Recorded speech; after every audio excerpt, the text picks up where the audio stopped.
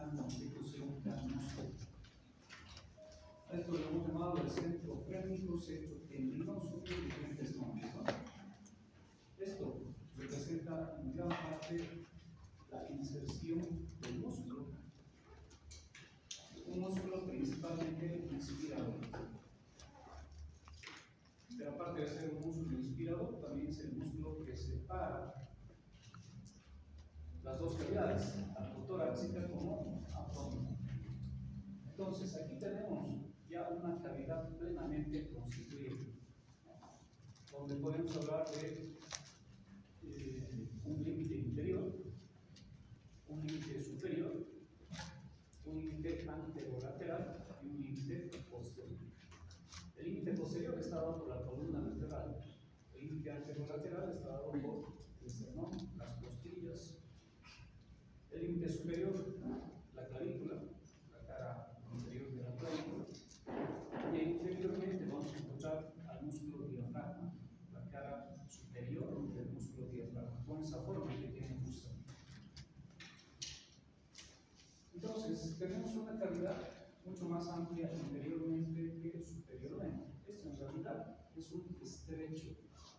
Y si nosotros comparamos la cara torácica, tiene la forma piramidal. Esto debería ser la base y esto el vértice, o también llamado estrecho superior. Y esto tendrá que ser la base interior, que es mucho más amplia. Bueno, ¿qué pasa por aquí por el estrecho superior? Diferentes órganos, ¿no? Que van hacia el cuello o bien el cuello ingresan al tórax.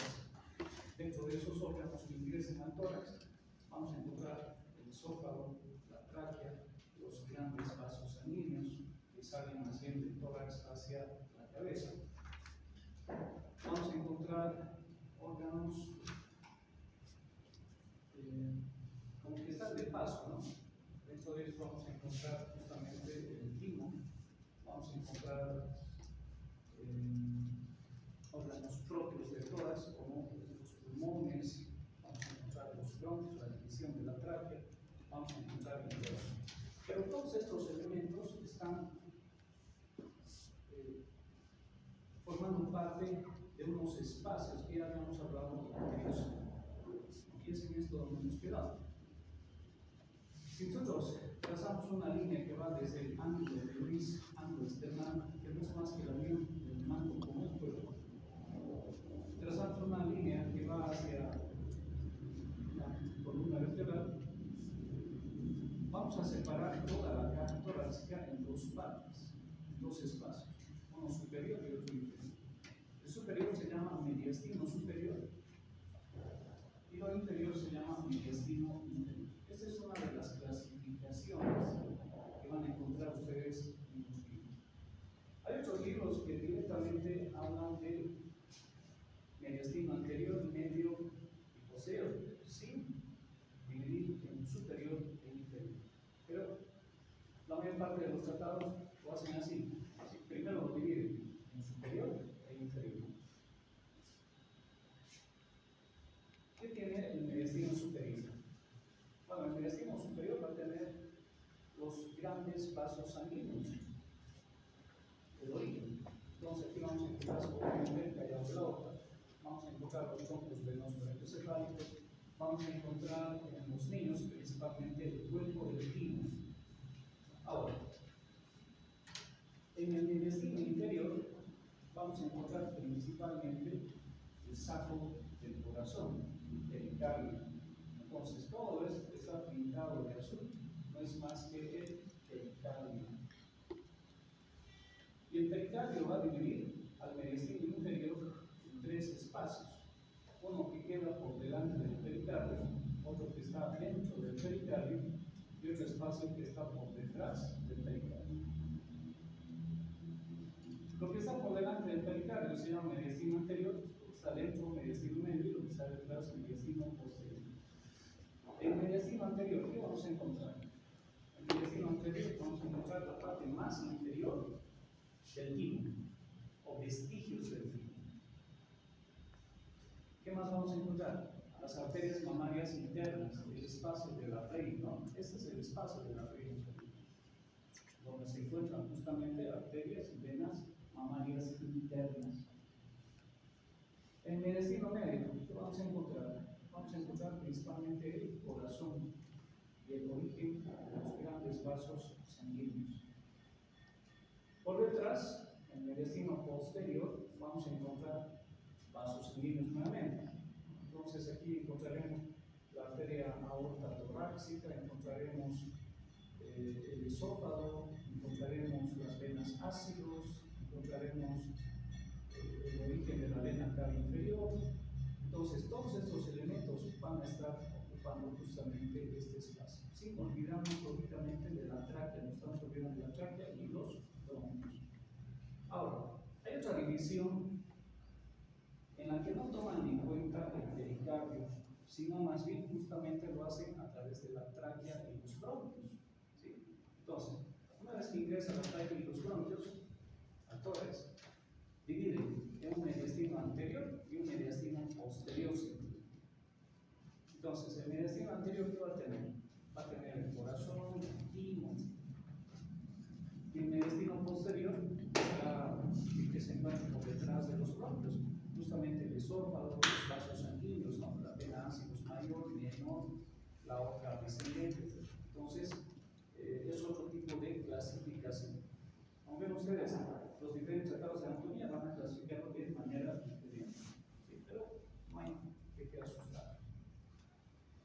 Bueno, aquí estamos observando justamente ya la caja torácica con su contenido. Aquí no estamos viendo el mediastino anterior, porque tendríamos que ver vestigios del timo, ¿no? Tendríamos que ver las arterias torácicas internas o mamarias internas, no las estamos viendo. Estamos viendo directamente el mediastino medio. Y el mediastino medio pues está ocupado justamente por el corazón, ¿no? Ahí está el pericardio. Y por detrás, todo lo que estamos observando aquí corresponde al mediastino posterior,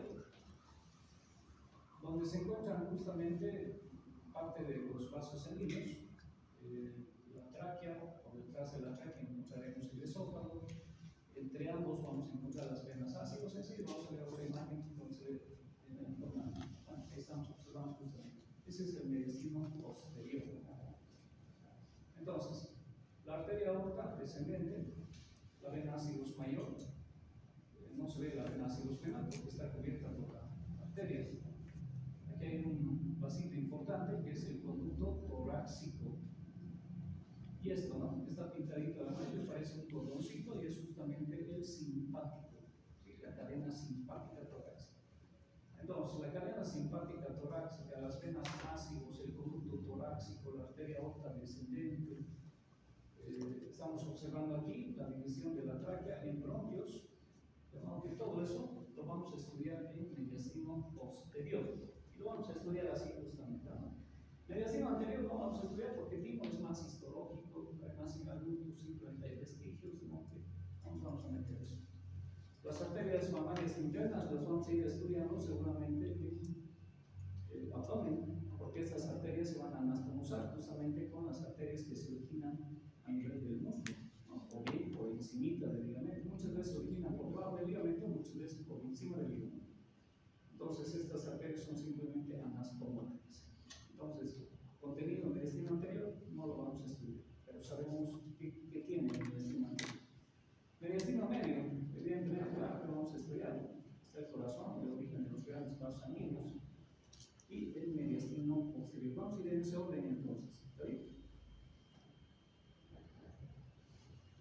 Bueno, aquí estamos observando ya el mediastino medio. Evidentemente, lo primero que observamos es la presencia de una capa fibrosa, que no es más que el pericardio, que es una de las primeras capas del corazón.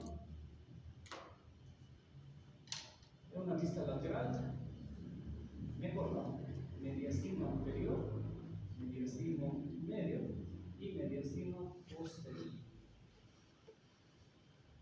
Si tomamos en cuenta la división del ángulo de Lewis, pues este callado, las arterias carótida definitiva del lado izquierdo, tronco arterial brachiocefálico, arteria subclavia, troncos venosos brachiocefálicos, etc. Todo eso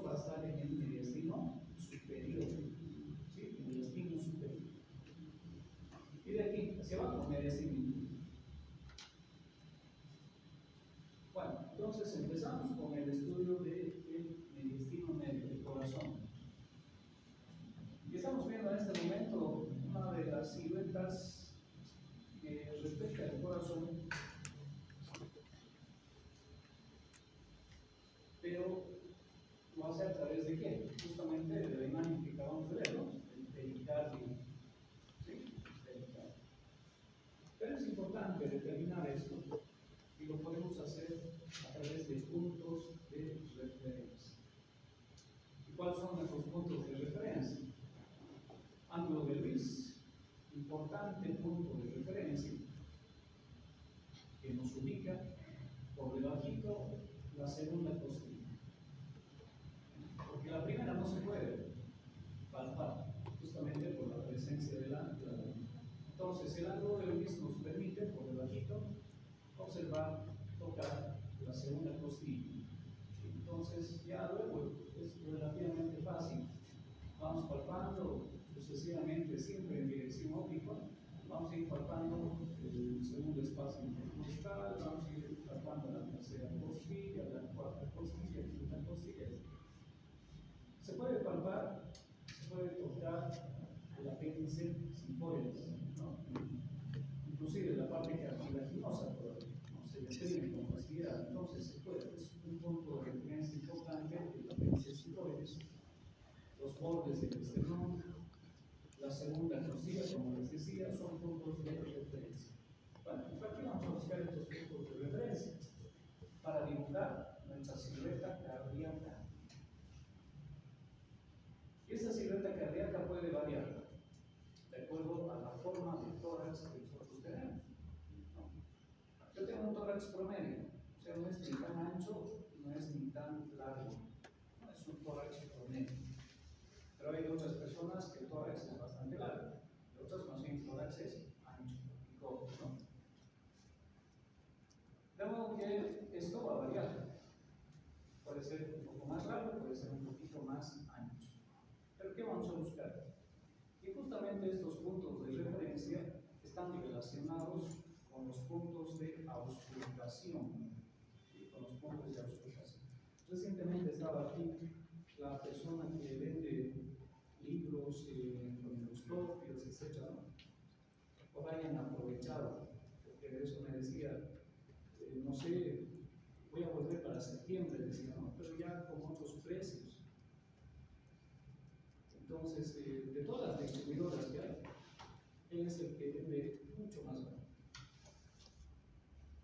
porque trae todo el equipo directamente de La Paz, de una computadora. Entonces, le gusta ayudar a los estudiantes, se dedica a eso en realidad, ¿no? Porque en práctica, no solamente ahora, ¿no? En práctica profesional, por ejemplo, cuando damos tórax, vamos a hacer ruidos cardíacos. Tienen que aprender dónde colocar el fonógrafo. Y eso lo van a hacer siempre, ¿no? Es parte de su práctica profesional. ¿Quién no escucha los ruidos cardíacos? ¿Quién ve?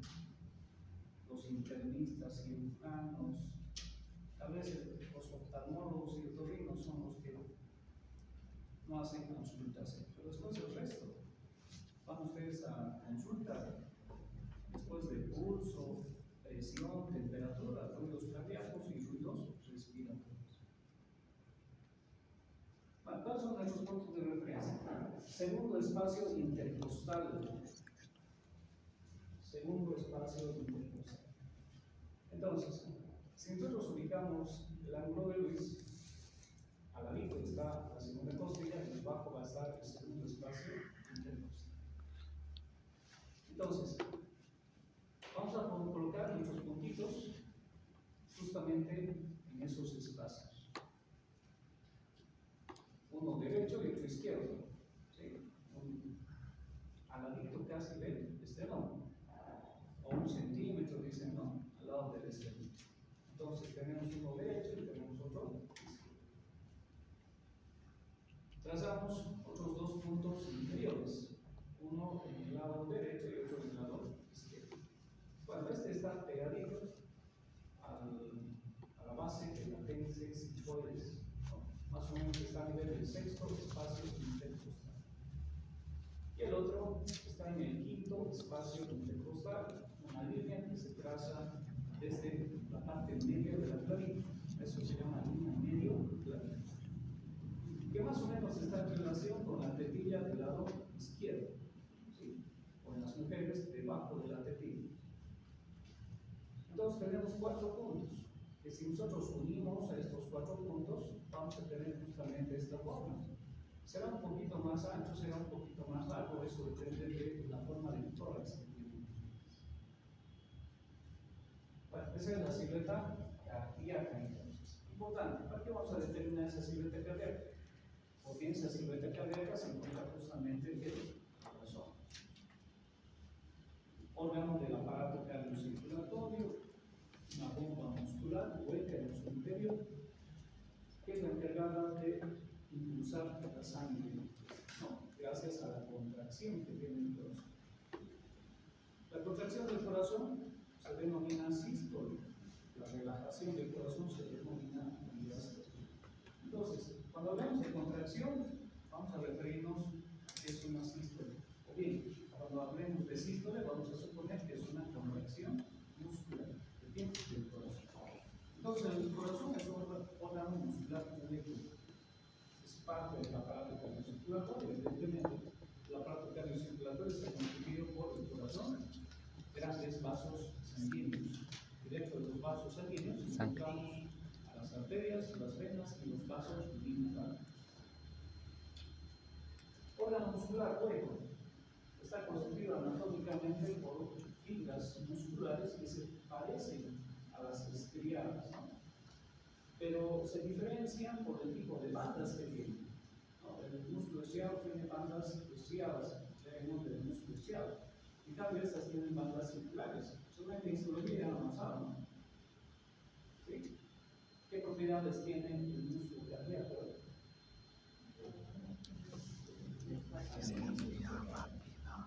¿Cuáles son las propiedades? Excitabilidad.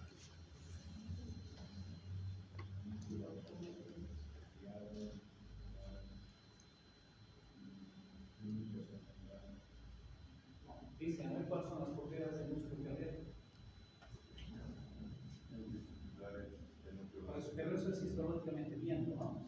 Pero las propiedades, es como decir, el músculo estriado, ¿qué hace? Se contrae, se relaja. Eso es verdad. Aquí. Excitabilidad. ¿Cuáles son sus propiedades? Conducción, excitabilidad, ionotropismo, Es inotrópico. Patnotropismo también hay. Todas las fibras cardíacas se van a contraer en un determinado tiempo y no se van a cansar.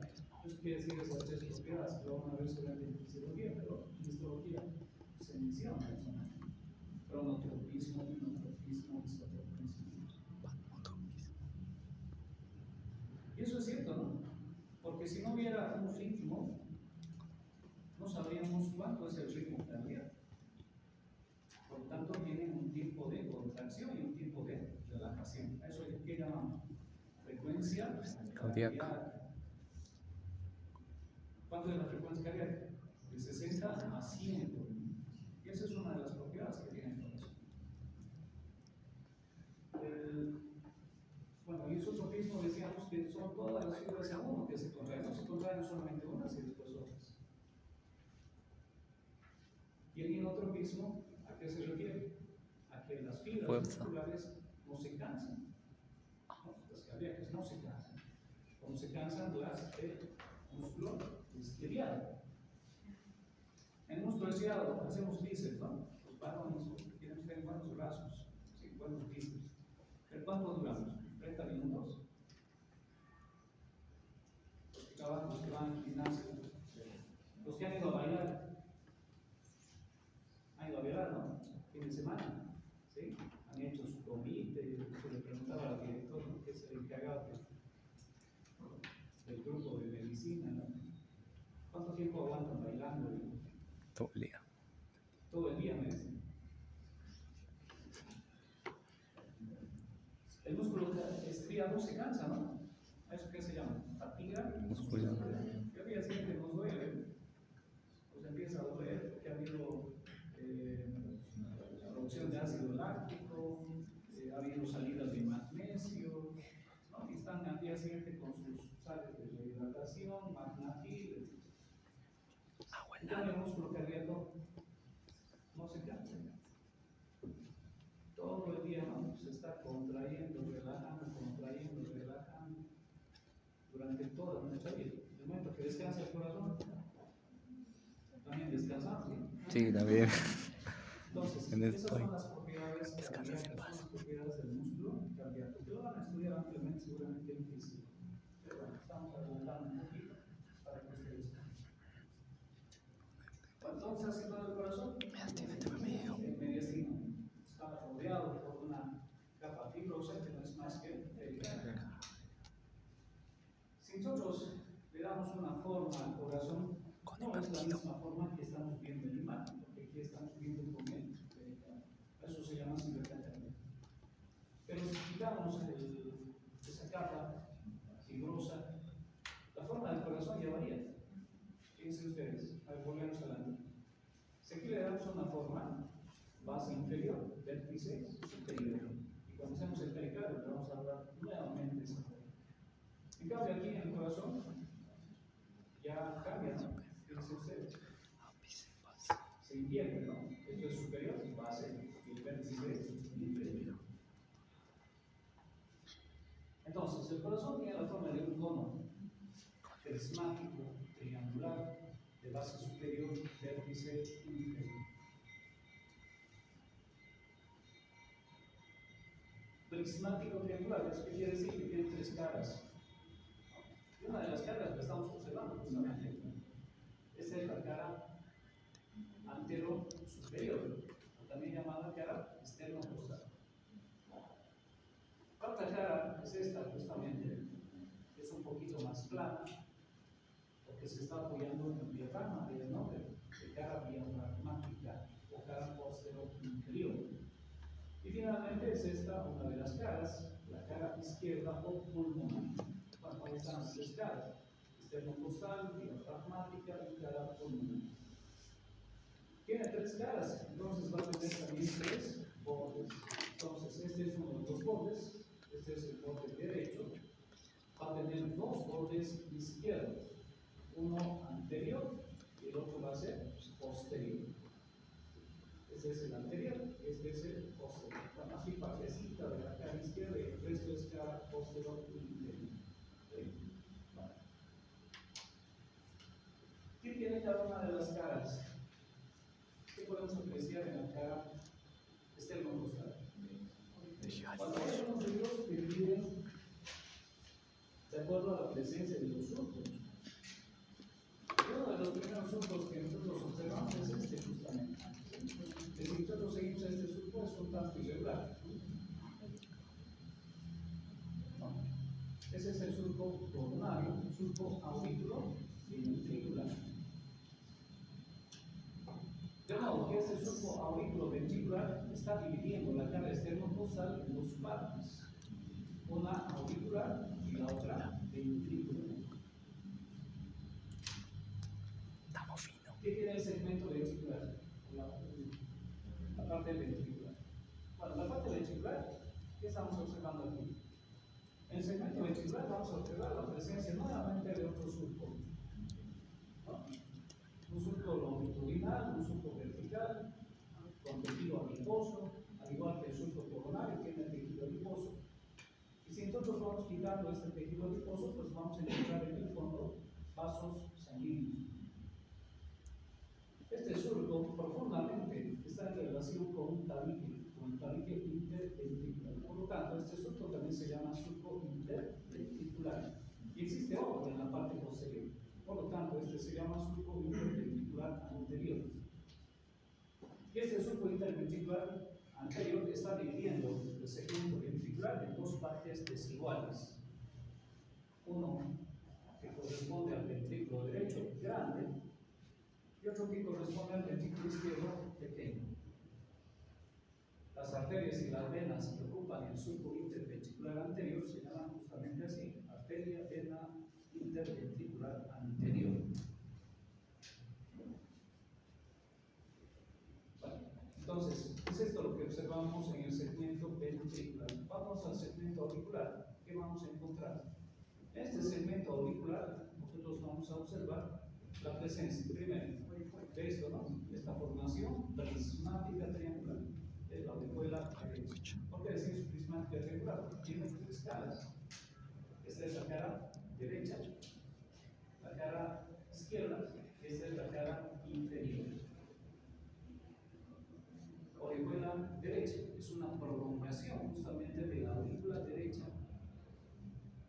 Y en el lado izquierdo vamos a observar otra prolongación, pero esta es aplanada, por lo tanto simplemente tiene dos caras, una cara derecha y una cara izquierda. Es aplanada, es larga, cortita, ¿no? Pero es aplanada. Oricuela izquierda, oricuela derecha, prolongaciones de las aurículas. Entonces, esta es prolongación de la aurícula derecha y esta otra es prolongación de la aurícula izquierda. ¿Qué más vamos a encontrar en este segmento auricular? Esto justamente, ¿no? Estamos observando el origen de los troncos arteriales. ¿Cuál es el más anterior? Este, ¿no? El de la arteria pulmonar.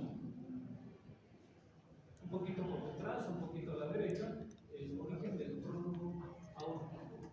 Sí, origen del tronco aórtico, origen de la arteria pulmonar. Nada más.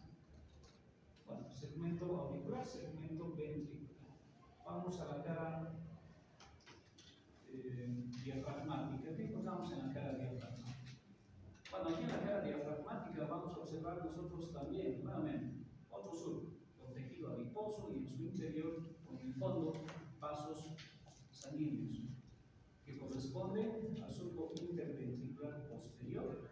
Y en ese surco vamos a encontrar entonces la arteria interventricular posterior, la vena interventricular posterior. Pero un poquito por encima podemos observar nuevamente, ¿no? Este surco, que corresponde a este, en la parte anterior. Entonces, este es el surco auricular. Entonces, por encima de este surco, vamos a ver nuevamente, en este caso, las aurículas. ¿No? Las aurículas. Entonces, estamos observando las aurículas. Una vendrá a ser la aurícula derecha, otra será la aurícula izquierda, aurícula izquierda y aurícula derecha. Surco interventricular, por lo tanto, esto corresponde al ventrículo izquierdo y esto corresponde al ventrículo derecho. Esta cara, en realidad, es relativamente plana, ¿sí? Y es la que se está apoyando en el diafragma. ¿Qué más podemos observar aquí? ¿Qué es esto?